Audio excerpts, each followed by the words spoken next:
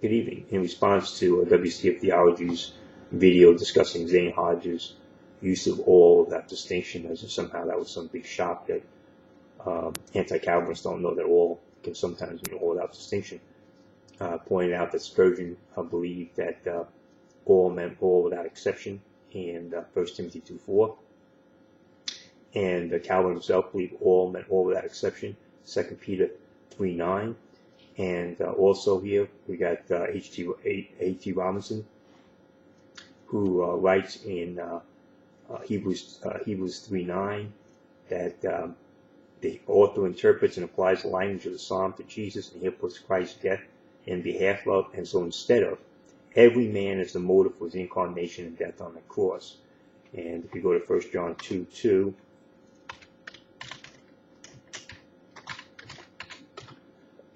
he says here, let's see here, at any rate, the propitiation by Christ provides for salvation for all, if they only be reconciled with God.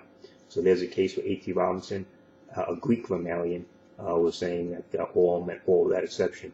So there you have three Calvinists: Spurgeon, Calvin himself, and of course A.T Robertson, pointing out that all in those salvation passages, propitiation passages, that Christ died for all without exception, and 1 Timothy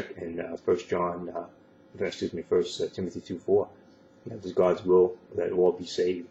And so the all there in those three cases there, actually four cases, meant all without exception.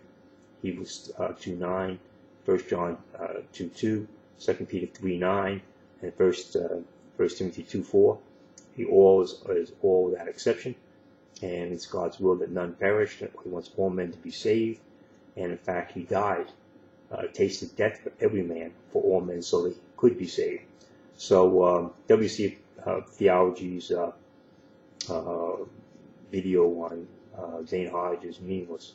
The fact is, we understand there are past many passages that use all in the sense of all without distinction, but most passages are all without exception, and the passage that deal with salvation are always all without exception.